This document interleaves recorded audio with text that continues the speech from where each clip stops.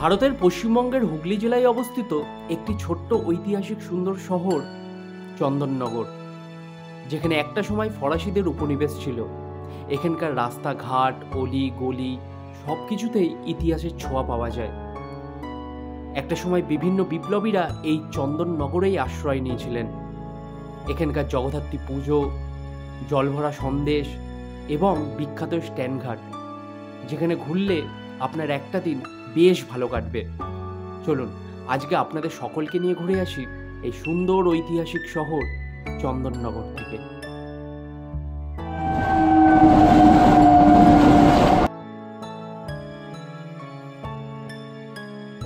Hello বন্ধুরা, welcome back to my channel. স্বাগত জানাচ্ছি তোমাদের আরও একটা নতুন ভিডিওতে। আজকে আমি যাচ্ছি ইতিহাসের আরও একটা খুবই সুন্দর জায়গা চন্দননগর ভ্রমণে। এই নিয়ে আমার দ্বিতীয়বার যাওয়া। চন্দননগর হচ্ছে খুবই একটা ঐতিহাসিক জায়গা। ইতিহাসের পাতায় এই চন্দননগরের নাম কিন্তু খুবই ভালোভাবে প্রসিদ্ধ করা আছে। আজকে তোমাদের সকলকে নিয়ে ঘুরে আসি এই ঐতিহাসিক শহর চন্দননগর থেকে। তাহলে প্রথম হয়ে থাকলে অবশ্যই কিন্তু চ্যানেলটাকে সাবস্ক্রাইব করে পাশে থাকা বেল আইকনটা প্রেস করে রেখো পরবর্তী ভিডিওগুলোর নোটিফিকেশান পাওয়ার জন্য। আজকের ভিডিওটা শুরু করা যাক, লেটস গো।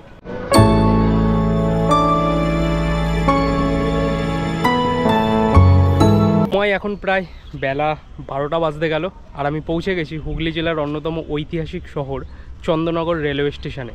স্টেশনটা একবার দেখো, এটা হচ্ছে ব্যান্ডেল, আর এই পাশের লাইন চলে যাচ্ছে একদম হাওড়ার দিকে।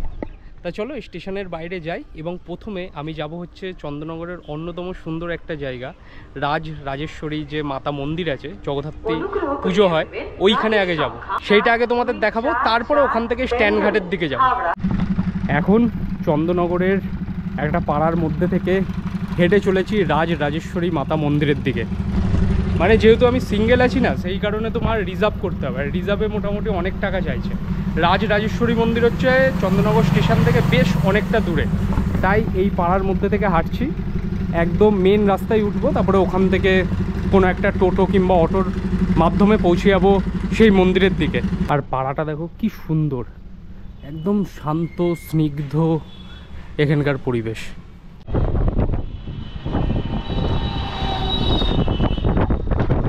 যেইখান থেকে দেখালাম ওই পাড়াটা, ওইখান থেকে একটা টোটো পেয়ে গেছে। এখান থেকে তোমার একদম যাচ্ছে হচ্ছে রাজেশ্বরী মাতা মন্দির পর্যন্ত। তা ভাড়া একটু দরদাম হয়েছে এই জেঠুর সাথে, 30 টাকার বিনিময়ে আমি পৌঁছে যাবো ওই মন্দিরে। তা ওই মন্দিরে গিয়ে মায়ের মূর্তি দেখতে পাবো কিনা কোনো ঠিক নেই, জেঠুর থেকে যা শুনলাম। তাই যেতে যেতে চন্দননগরের রাস্তা কিন্তু দারুণ। এখানকার রাস্তাঘাট মানে একটা ঐতিহ্যের ছোঁয়া। একটা সময় ফরাসি যেমন ছিল এখানে ঘাঁটি করেছিল। আর মিষ্টির দোকান বলতে এখানে অনেক মিষ্টির দোকান আছে, তাই তো? অনেক মিষ্টির দোকান আছে, তবে যেইটা ফেমাস ওইটা হচ্ছে তোমার ওই দোকানটার নাম কি বললে? সূর্যমোদক মিষ্টান্ন ভাণ্ডার আছে। ওইখানে নাকি খুব ভালো মানের মিষ্টি পাওয়া যায়, মানে যেটা জল ভরা সন্দেশ। তা যদি হাতে টাইম থাকে অবশ্যই ওই দোকান ভিজিট করব। আর যেতে যেতে এই রাস্তার সৌন্দর্য দেখতে থাকবো।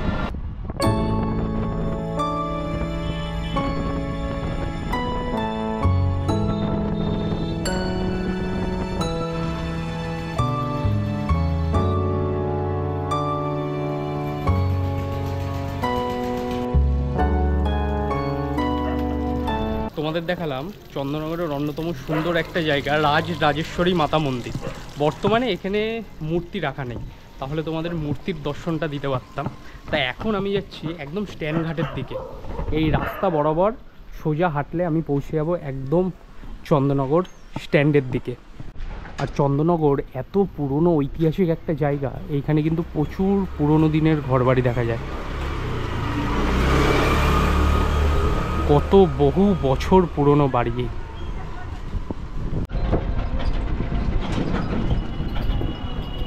তা চন্দননগর স্ট্যান্ডঘাট যাওয়ার একটা টোটো পেয়ে গেছি। এখান থেকে ভাড়া নেয় ওই 20 টাকা মতো ভাড়া পড়ে চন্দননগর স্ট্যান্ডঘাট পর্যন্ত যেতে।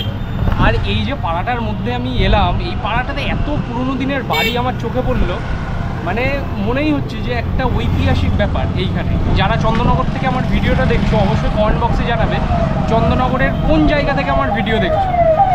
আর তোমাদের জায়গাটা কিন্তু খুব দারুণ, আমার দারুণ লাগে এই চন্দননগরের জায়গাটা। এই রাস্তা চলে যাচ্ছে একদম স্ট্যান্ডঘাটের দিকে। আর মেঘের যে অবস্থা, মনে হচ্ছে বৃষ্টি এলো বলে।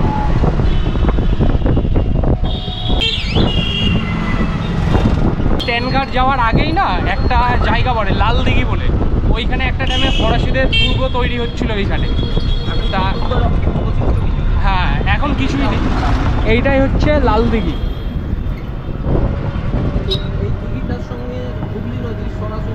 যোগাযোগ আছে? আচ্ছা আচ্ছা। এই যে এই দিঘিটা দেখতে পাচ্ছ, এইখানের সাথে কিন্তু আমাদের গঙ্গা মানে হুগলি নদীর কানেকশন ছিল। তাই ইনফরমেশনটা এই কাকু আমাকে দিলেন। কাকুর নামটা? সিদ্ধার্থ ঘোষ। আচ্ছা, কাকু চন্দননগরের বাসিন্দা তো? তো এরকম এখানকার মানুষদের সাথে বিভিন্ন জায়গার ঘুরতে ঘুরতে প্রচুর ইনফরমেশন কালেক্ট করা যায়, এই হচ্ছে একটা বিষয়। তাই এই লাল দিঘির বিষয়টা আমি জানতাম না, এই কাকুর থেকে জানলাম বলে তোমাদেরকে দেখালাম। তাই চন্দননগরে যারা ভিজিট করতে আসবে, যদি হাতে সময় থাকে, এই লাল দিঘিটা একবার ভিজিট করে যাবে। বেশ সুন্দর একটা অ্যাটমসফিয়ার এই চারিদিকটা। তাই এইবার আমাদের গন্তব্য যেইখানে স্ট্যান্ডঘাট, ওই দিকেই আমরা যাব।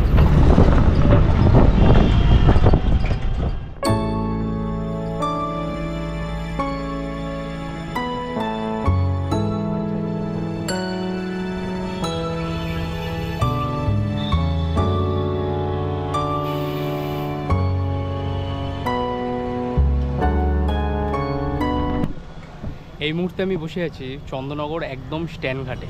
আর এই জায়গাটা হচ্ছে চন্দননগরের সব থেকে অন্যতম সুন্দর একটা জায়গা। কি দারুণ অ্যাটমসফিয়ার এখনই এই টাইমে, বিকালের দিকে মানে 3:30-র পর থেকে এইখানে প্রচুর মানুষের ভিড় হয়ে যায়। এই হচ্ছে স্ট্যান্ডঘাট। এরম কিন্তু বেঞ্চ পুরো একদম লাইন দিয়ে কিন্তু রাস্তার ধারে ধারে করে দেওয়া বসার জন্য। আর পাশেই হচ্ছে এই সুন্দর হুগলি নদীর সৌন্দর্য। আর ওয়েদারটা দেখো চন্দননগর স্ট্যান্ডঘাটে আসার পর, দারুণ ওয়েদার। তা এইখানে না বেশ কিছুক্ষণ বসবো, তারপরে সামনের দিকে যাব। এইখানে হচ্ছে মহকুমা আদালত, এই যে এইটা হচ্ছে মহকুমা আদালত চন্দননগর।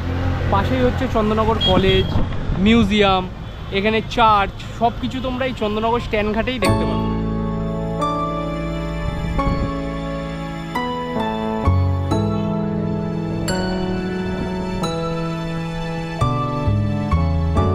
চন্দননগর স্ট্যান্ডঘাট। আর এইখানে না এখন শুটিং চলছে, সেই কারণে স্ট্যান্ডঘাটের ওইখান থেকে ভালোভাবে ভিডিও শ্যুট করতে পারছি না।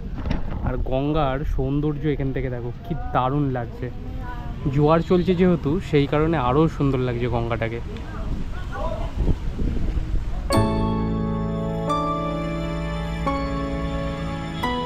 চন্দননগর চার্চ, স্ট্যান্ডঘাটের সামনেই এই সুন্দর চার্চটি কিন্তু আছে।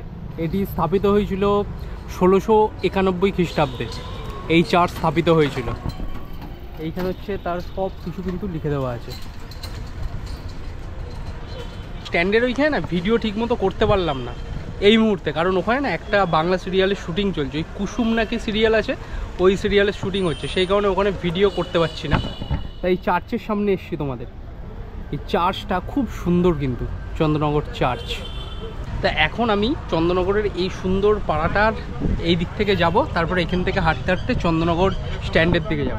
চন্দননগর পৌরসভার গাড়ি দেখো কত পুরনো দিকে।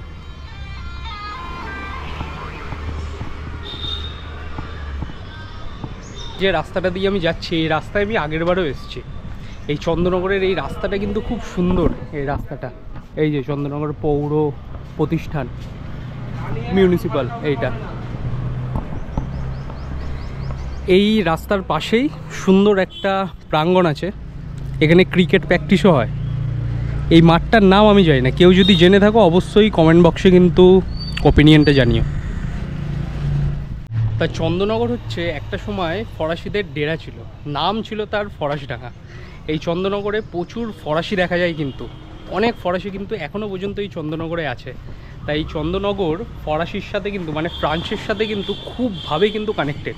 আমাদের 1947 সালে দেশ স্বাধীন হলেও এই ফরাসডাঙ্গা থেকে চন্দননগর হতে এর সময় লেগেছিল 1953 সাল, মানে আরও কিছু বছর পরে এই চন্দননগর স্বাধীন হয়েছিল। আমাদের সাথে একসাথে কিন্তু চন্দননগর স্বাধীন হয়নি সেই সময়। এটা হচ্ছে পৌরসভার এই গলি পড়ে, এইটা এই পৌরসভার গলি দিয়েই আমি এখন একদম স্ট্যান্ডঘাটের দিকে যাচ্ছি। বিষয়ে জানতে হলে আগে হিস্ট্রিটাকে ভালো করে পড়তে হবে। হিস্ট্রিটা যদি আমরা ভালো করে পড়ি তাহলে চন্দননগরের বিষয়ে আরও ভালোভাবে জানতে পারবো। হুগলি নদীর ওই পারে আমার বাড়ি, আর এই পারে হচ্ছে চন্দননগর, দুটো আলাদা জেলা। আমি থাকি উত্তর 24 পরগনা, আর এইটা হচ্ছে হুগলি জেলা। তো দুটোর মধ্যে পার্থক্য হচ্ছে শুধু গঙ্গা নদীর।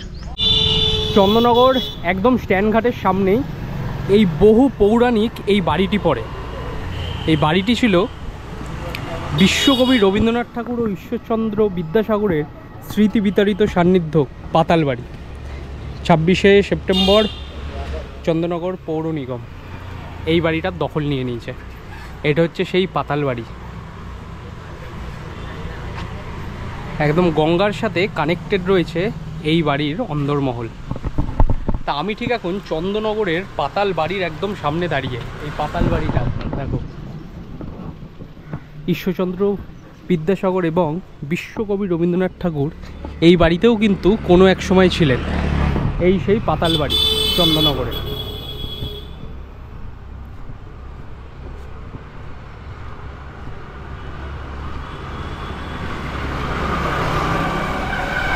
দেখো এইটা হচ্ছে পাতাল বাড়ি। এই যে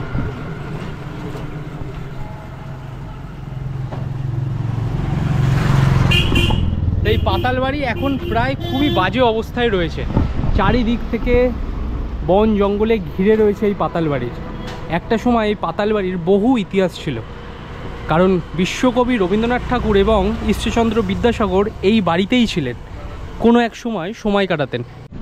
পাতাল বাড়ির পাশেই আরও একটি সুন্দর দেখার জায়গা, এটাকে বলে ভাষা শহীদ মিনার, যেটা চন্দননগরে অবস্থিত।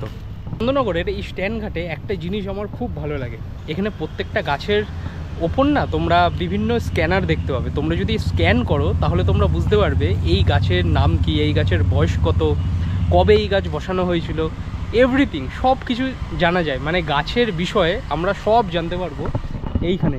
এই বিভিন্ন গাছ আছে, তো এই গাছের গায়ে কিন্তু বিভিন্ন স্ক্যানার দেওয়া আছে।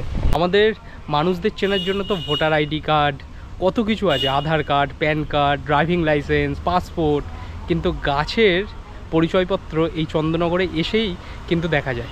এটা কিন্তু চন্দননগরবাসী এবং অন্যান্য মানুষের কাছে খুবই ভালো একটা মেসেজ এই জিনিসটার জন্য। আমার খুব ভালো লাগে এই জিনিসটা। দেখাচ্ছি তোমাদের, দেখো এই দেখো এই গাছটার ওপরেই এইখানে কিন্তু স্ক্যানার দেওয়া আছে। এই স্ক্যানারে যদি তোমরা স্ক্যান করো তাহলে খুব অনায়াসে বুঝতে পারবে এই গাছটার বয়স কত, নাম কি, এভরিথিং।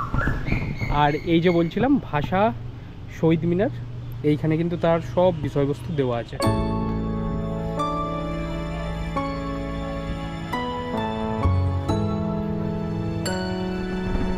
এইবার বাড়ি যাওয়ার পালা, আর বাড়ি যাব ফেরি করে। ওই পারেই হচ্ছে তোমার জগদ্দল ঘাট, ওইখান থেকে কিছুটা হেঁটে গেলেই টোটো পেয়ে যাবো কাকিনাড়ার জন্য। স্ট্যান্ড ঘাটের ওখানে সেরকম ভিডিও করতে পারিনি, দেখলেই তো ওখানে শুটিং চলছে। তোমাদের কিছুটা গঙ্গার সৌন্দর্য দেখাই। এই হচ্ছে ফেরি, এখান থেকে ওই পার পর্যন্ত যেতে ভাড়া হচ্ছে ফেরিতে 9 টাকা।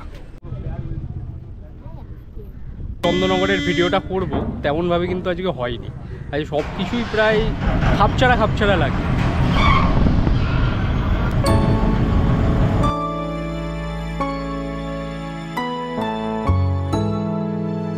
পৌঁছে গেলাম চন্দননগর থেকে একদম জগদ্দলে।